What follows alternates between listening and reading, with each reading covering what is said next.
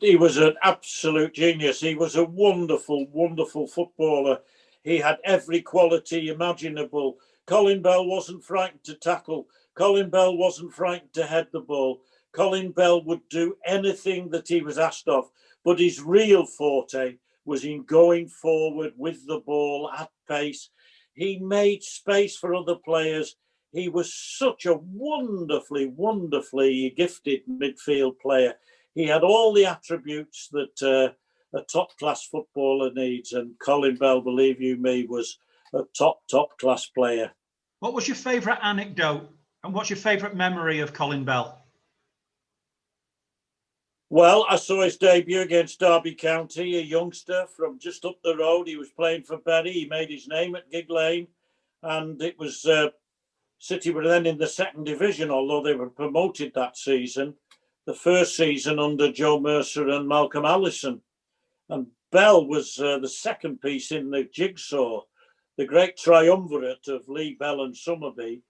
Summerby was bought in the summer of '65 from Swindon. Then Bell came in the spring of '66 as City were on the verge of getting back into the first division. And then 18 months later, when City were in the first division and going for the title, they bought Francis Lee from Bolton, and the rest, as they say, is history. But my memory of Colin Bell, I suppose, is of not of a particular game, but of that driving force. Always when Bell got the ball, you expected something to happen, and he made players around him better. That's one of the great facets of the great players. David Silva did that too at City for many years. They make players around them better. They create space for them. They help them to become more adept, more agile, more freedom of movement. And Bell was such a player. He was absolutely brilliant. Two games stand out, obviously.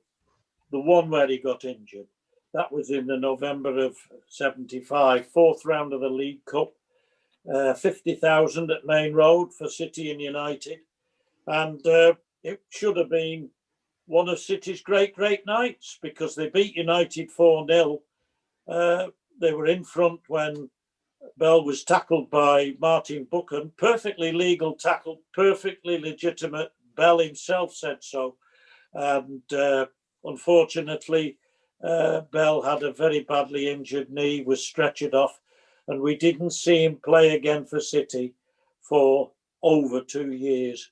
And that was his next game, was it on Boxing Day in '77. So I've gone from November '75 to Boxing Day '77. I was at Maine Road again, and they played Newcastle. It was 0-0, and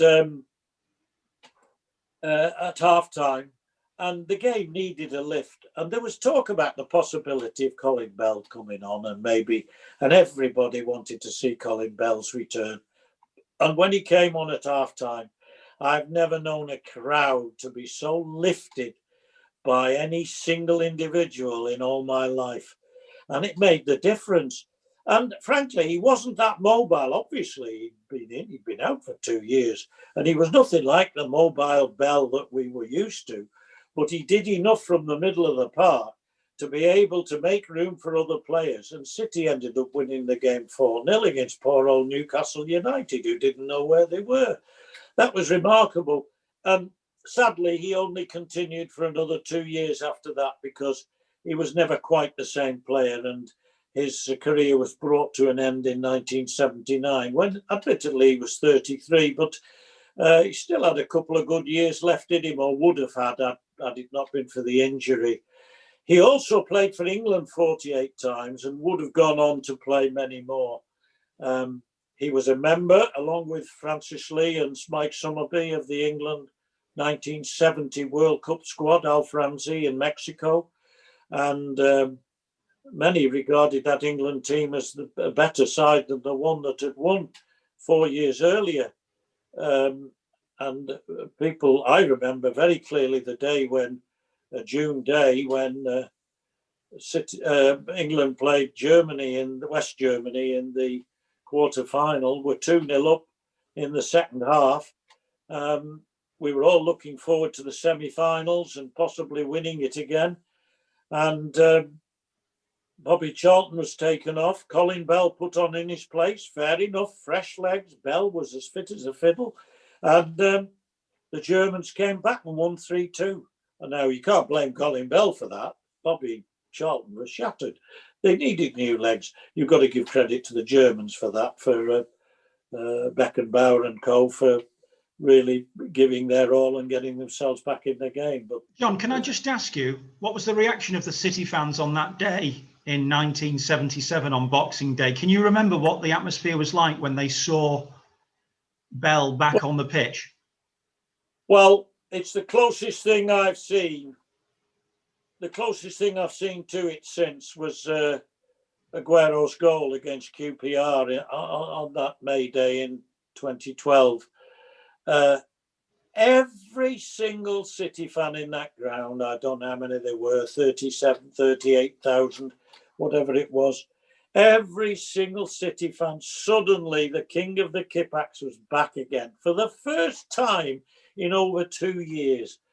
And if that doesn't give you a lift, nothing will. And frankly, all that fervour which was generated by the crowd spilled over onto the field to the players, Bell in particular, and they were inspired. And as I say, went on to win 4-0. And that started a marvellous run of matches. City were mid-table then, and they ended up that season finishing runners-up to... no, it was the season before, sorry. They finished runners-up to Liverpool in the league. And they finished runners-up to Liverpool in the league without Colin Bell. Can you imagine if Colin Bell had been in the team in that 76-77 season? John, just one final question, John. I just wanted to ask you, though, and I think I know the answer.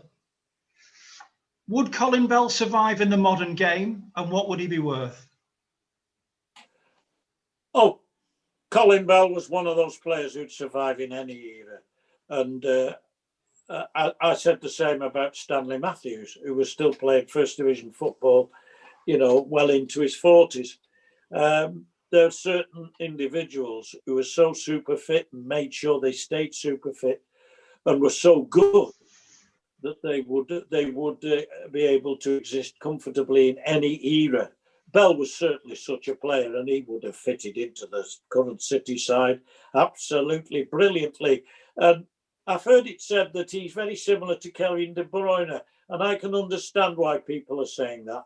But in other respects, they were very different players, De Bruyne and Bell. But I can understand why people compare them for their never say die, wonderful zest for the game, and the way that they bring other people into the game and make players around them into better performers.